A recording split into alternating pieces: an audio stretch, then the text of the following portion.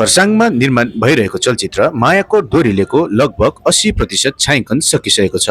चलचित्रको छायाङ्कन खरसाङभित्र अनि खरसाङ वरिपरिका क्षेत्रहरूमा भइरहेको छ भने पहिलो वैशाखसम्म दर्शकहरूको समक्ष आउने बताउनुहुन्छ चलचित्रका निर्देशक सुदीप देवल र चलचित्रको निर्देशक हुनुहुन्छ, यहाँ को डाइरेक्टर हुनुहुन्छ दाहिनेपट्टि, मेरो दाहिनेपट्टि र यता मेरो देब्रेपट्टि चलचित्रको नायक हुनुहुन्छ। र विशेष गरी सरहरूको चलचित्र सुटिङ अहिले भइरहेको छ, छायाङ्कन भइरहेको छ है, जग्गा जग्गामा भइरहेको छ। यो हजुरहरूको चलचित्रको कति पर्सेन्टेज चाहिँ अहिले सकिसक्नुभयो सुटिङ सकेर?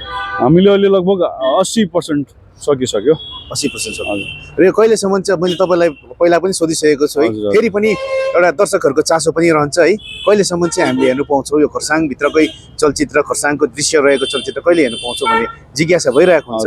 फेरि पनि दर्शकहरूलाई एकपल्ट जानकारी गराइदिनुहोस्, हजुरहरूको चलचित्र कहिले आउँछ?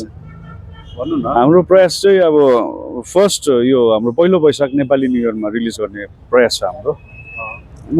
सकेसम्म चाँडो तपाईँहरू माझमा हामीले ल्याउने कोसिस चाहिँ गरिरहेको छौँ है। जस्तो सुटिङ सक्छ त्यस्तै हामी फेरि एडिटिङ प्रोडक्सनमा हामी जानेछौँ। अनि सकेसम्म तपाईँहरूको अब जुन चाहिँ पर्खाइ छ है, पर्खाइलाई चाहिँ एकदमै ध्यानमा राख्दै हामी चाँडै तपाईँहरू माझ पस्किनेछौँ।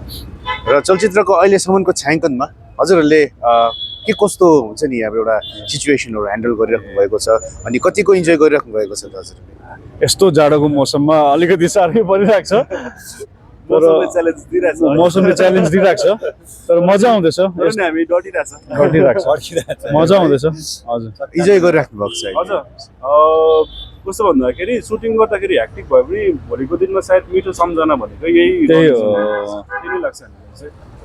त्यही सम्झेर चाहिँ हामी लड्दै पढ्दै भयो भने बढिरहेको छ। यात्रा पनि लामो छ नि त, अझै लामो छ, सुरुवात हो होइन भनेर सोचिरहेको छौँ हामीले। त्यो हुँदाखेरि आउने दिनमा अझै लामो यात्रा छ, त्यो भएर सानो सानो प्रब्लमहरूमा अल्झिनु भन्दाखेरि अगाडिको बाटोलाई हेरेर अगाडि बढ्नु चाहिँ हाम्रो लक्ष्य रहेको छ।